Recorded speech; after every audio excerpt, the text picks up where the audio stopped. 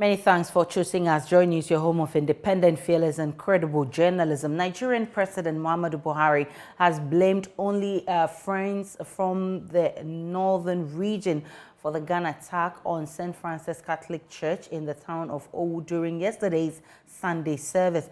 According to eyewitness, gunmen fired into the congregation and kidnapped a priest as well as some other churchgoers. No figures for the numbers killed or abducted in Sunday's violence have been confirmed. Reuters news agency quoted a doctor at a local hospital saying that several worshippers were brought in dead. Nigeria has experienced an upsurge in violence in recent months. The development has created quite some tensions in neighboring countries, including Ghana, with citizens appreciating the reality of threats of terrorism and how close it is to us. We'll be delving into that shortly, but first, let's go to Nigeria and get a sense of the situation and the aftermath. I've been joined by Nigerian journalist Babatunde Koika. I'm grateful for your time, Babatunde. Do we know the exact number of people killed in this incident? Good morning, Aisha, and good morning to all your viewers in Ghana. As we speak, there is a conflicting number regarding the number of people who are dead. There's some say 35, some say more than 50. We don't have an exact number regarding the casualties. The people who are injured as well, we don't have exact figures regarding the number of people who are injured as well. And that, to be honest, has been the major, the major crux of this matter, of this particular attack. We don't know anything. We don't know who was responsible. We don't know the motive behind it. We don't know the number of casualties, the number of people dead. We don't know the number of people who have been injured. It's all a question of so much that we do not know. And just to correct some of the things that you said, the Catholic Diocese of Ondo State have come out to say very clearly that none of the clerics, none of their clergy was abducted. So we do not know whether it was members of the congregation who are abducted, but they've come out categorically to say that no member of their clergy, no member of the Catholic clergy in that particular church have been abducted. Now, Babatunde, describe the area of the incident to us. What kind of place is it, and which group of people live there? Right. Owo is a large town in southwestern Nigeria. It's a major town in the subdivision, political subdivision known as Ondo State. Now, Owo is mainly an agrarian community. It's the heartland of the cocoa industry. There's also major timber industry in that area as well. It's an area that's predominantly populated by the Yoruba people of southwestern Nigeria, and that brings a lot into question why exactly this particular town, this particular community was targeted. For those who do not know, always actually the hometown, the birthplace of the governor of Ondo State. And so a lot of people are thinking that this was not an isolated incident. This was not a random incident, that it was targeted to as a message. We're not sure whether it was a message to the governor or to the people of the community or to the Yoruba people of southwestern Nigeria. We're not sure. In 2001, I think in March 2001, the governor of that state signed into law a bill prohibiting open grazing by nomadic herdsmen. I believe also in Ghana, you've had tremendous issues regarding the conflict between herdsmen and farmers. And Nigeria has had this also for decades, over a century that it's existed, whereby farmers and herders, nomadic herders, have had conflicts regarding herders destroying farmlands. And so I think last year, a group of governors across the country decided to sign into law a law banning open grazing. Now, there's a lot of people are saying that this might be a retaliation for that law. But right now, as I speak, no one knows exactly the motive behind this attack. Is this the first time something like this has been recorded there? In the town of Owo, yes. But across Nigeria, no. We've had countless cases of violence, of terrorist attacks, and none of them we've not been able to find out exactly what's been the motive behind some of these things. In March this year, a passenger train was hijacked. 52 passengers were abducted. They've been kidnapped. They've been held at gunpoint. by these dastardly men of the underworld. And to the best of our knowledge, they have not asked for a ransom. Now, this is very key. They keep saying that the government knows what they want. The government have not come out to say that these are the demands that these gunmen are making of them. So we're not exactly sure what is going on. There have been so many incidents too recently whereby people have been accused of blasphemy and mob justice has been carried out against them. That one happened in Abuja just over the weekend. Another one happened in the northern state of Sokoto last month as well. So the issues regarding insecurity and violence has been tremendous all over the country. In the southeastern part of Nigeria, a proscribed breakaway group, IPOB, Indigenous People of Biafra, have also been, fingered in violence against civilians as well. Killings, mass killings, arson. It's just been, to be honest, the Nigerian state is walking on eggshells right now because nobody knows exactly where the next attack will take place. And this issue regarding security has been at the front burner of Nigerian politics for over the last half decade, and it will also be a major talking point in the upcoming presidential elections that are coming up next year. So your president Buhari has been speaking. Why is he blaming a particular region for this incident? No, Aisha, let me correct that statement as well. What he said in that statement is that those who are responsible for this attack are people from the nether region. Okay. Basically, he's saying that these are demons, these are devils from hell. He's not blaming any particular region for this particular attack. That's a mistake that you made right there. So he's saying these are agents or people from the nether region, not from the northern region. But it's instructive to note that the body language of the president of Nigeria regarding many of these attacks, the aftermath has left a lot of people disconsolate.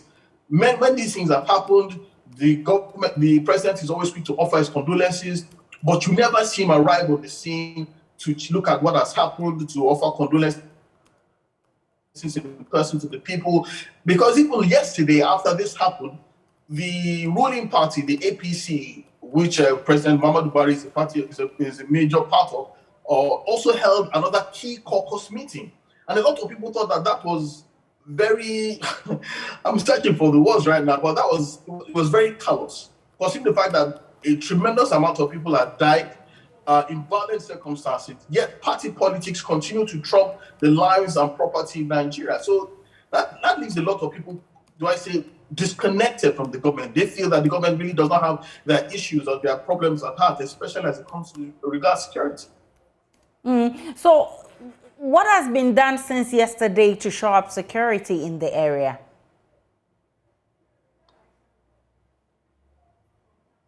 Hello, Babatunde.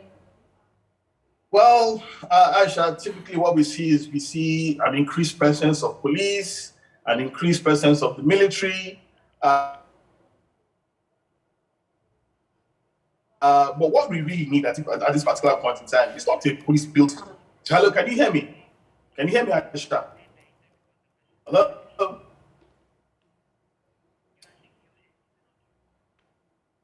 Hello? Yes, Babatunde, you are still on JoyNews. Hello? Yes, Babatunde, I can hear you loud and clear. Hello? There seems to be a problem with connection. Hello, Babatunde. Hello, Babatunde. All right, so Babatunde. Yes. Yes. Asha, can you hear me now? Yes, we can hear you loud and clear. Go ahead, Babatunde, okay. We can hear you. As I was saying, yes, what usually happens in the aftermath of these kind of situations is that you see an increase in military and police build-up in these particular areas. But what is particularly critical and that has been missing in this particular issue, these particular cases, is the preponderance or the solidity or the quality of intelligence reports that help to nip these things in the bud before they happen, and also to help to track down to perpetrators and bring them to justice. So it seems as if the Nigerian state is always playing catch-up in these instances instead of being proactive and nipping them in the butt. To the best of my knowledge, the security agencies received no kind of information, no kind of intelligence report that this was supposed to happen, which shows that there's a failure of intelligence in Nigeria. So until this is really ramped up, the intelligence that can help to, do I say head of these kind track of attacks? Some of these incidents. Exactly. To head off some of these attacks and also to help us bring the perpetrators to justice as swiftly as possible, then nothing will really change. What's the mood in Nigeria generally as we speak? Well, it's one of despondence. It's one of fear. It's one of severe health palpitations because, like I said earlier on, nobody knows where the next attack is going to take place. Nobody in a million years believed that a passenger train was going to be hijacked. Nobody in a million years believed that an airport was also going to be attacked. Nobody in a million years believed that a time will come in Nigeria where buses will be hijacked on the highway and passengers dragged off for kidnap and ransom. So it's quite tough times that we're living in Nigeria, mainly because of the security situation. As I speak to you, not even the Nigerian state can predict where the next attack is going to happen. You spoke about how this threat has been around at least for the last half decade. What's your assessment of how the Nigerian government has handled this incident? Well, to be honest, Aisha, the threat actually ramped up in the last decade, but it's actually been in existence for the last almost 2 decades. Boko Haram has been started an insurgency in the northern part of the country, in the northeast. It spread to the northwest. It spread to central parts of the country. So it's been around for almost 20 years. We've been living with it. Children born in this generation now are born into a country that has been riven by insurgency. And to be honest, and to be fair, the Buhari government have spent more than any other Nigerian governments in recent history in terms of purchasing arms and ammunition and weaponry, equipment to combat these things. They've bought fighter jets, they've bought armored vehicles, they've increased the troop mobilization to these spots. But it has not been enough for the simple reason that the enemy that they are fighting is not a conventional army. These are splinter terrorist cells of a small division of people who are not willing to face tanks or in pitched battles. They are very light. They move around quickly. They disseminate information and funds very quickly and very surreptitiously. So the Nigerian state has to be more agile in combating this threat. It's a new kind of threat that they are not used to. So this really has nothing to do with military responses. It has to do majorly with intelligence. Like I said, if you have proper quality intelligence that can infiltrate many of these terrorists, bandits, insurgents, you can be able to track them. You can be able to nip their actions in the bud before they are carried out, and you can be able to track them down and apprehend them if and when they do manage to carry out these attacks. Has there been a comprehensive, efforts or maybe a detailed intelligence exercise actually to try and understand what these people really want and whether the government can actually meet them halfway or, cut short their activities? I understand what you're saying very clearly, Aisha. And for the normal person, it would seem like a fair question. But to be honest, Nigeria is not living in normal times. We don't really know what a lot of these people want. In the southeastern part of Nigeria, we know IPOB, the indigenous people of Biafra. What they are asking for is a breakaway state and their own indigenous homeland. We know what they want. In the northeastern part of the country, we do know that Boko Haram, they are trying to create an Islamic state in the northeastern part of the country. However, those are, groups that have well-identified ideologies and have made clear demands. But in cases like this, we don't even know what has happened. We talked about yesterday, allegedly 50 people were killed, over 50 people were killed, and countless others injured. As we speak, 24 hours later, we do not know the motive for that attack. We do not know who carried it out. We just know that it was a vicious, random attack by an unknown, faceless group of people. What they want, what they require, their demands are still unknown. But one thing is for clear, it was not an isolated incident, because this takes tremendous amount of planning, it takes logistics. They must have reconnoitered the area, found soft targets. And these are things, like I said, that are intelligence reports, an intelligence failure on the part of the Nigerian state. So until we begin to invest more in intelligence, I'm afraid to say that these things will continue to happen as we lead up to the presidential election. Because what this is doing is it's targeted at destabilizing the Nigerian state, destabilizing the Nigerian people, also causing misdirection. It's possible that they are doing something else, but they want to achieve another thing. So right now, everybody is living in a state of fear. Definitely. Because they are kidnapping clergy, they are killing lawmakers, they are abducting civilians. Everybody's a target. And I can actually tell that from your voice that you're not living in normal times. But what's the long-term plan for the Nigerian government? Do they have one? Well, I'd be a fool if I said, I'd be living in a fool's paradise if I said that there was one. On the surface, what they will tell you is that their plan is to beat back insurgency and eliminate it completely, to also beat back the breakaway separatists in the southeastern part of the country, and to create a safe and stable Nigerian society that can afford safety of lives and property for all citizens. But to be honest, all that is PR. All that is just political speak. All that is just, those are sound bites that sound good on the airwaves, on the pages of the newspaper, but they have not been matched or met with concrete action.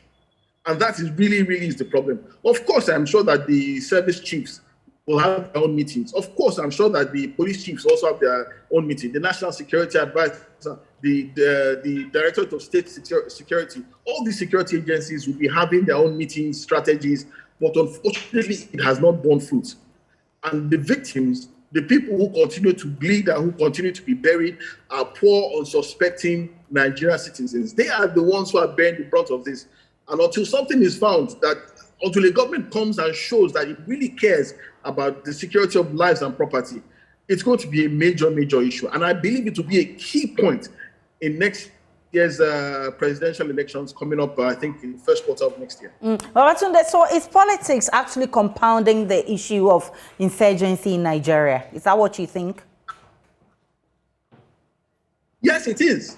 Yes, it is. A lot of people have actually come out to say that some of the sponsors of these terrorists are actually known politicians. Some people have actually, the late former CBN Deputy Governor, Melifia, he actually said that he met with some of these insurgents, and they told him point blank that some of these insurgents are bankrolled, funded, and supported by sitting Nigerian governors. It's on record. Wow. I'm not saying something that, I'm not pulling facts out of the air. These are things that people have said. So, and a lot of people have also fingered many of these politicians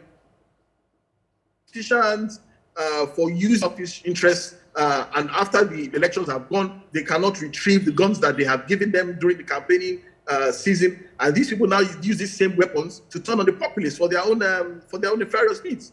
I mean, just 25 years ago, the issue of kidnapping was pretty much alien to Nigeria. It first started in the Niger Delta, where resting youths were kidnapping oil workers in exchange for ransom, but it has now spread and metastasized into something that is a complete horror. But people will always tell you, those in the know will always tell you that at the root of everything are politicians who are hell-bent on destabilizing the Nigerian state or the local community for their own nefarious reasons. And when they do so, they unleash a demon that they cannot cage anymore on the Nigerian populace. Babatunde, I'm grateful for your time. Stay safe whilst we actually pray and hope that the Nigerian government and by extension African governments would do something about this terrorism attacks. I'm grateful that you joined us this morning. Babatunde Koiki is a Nigerian journalist.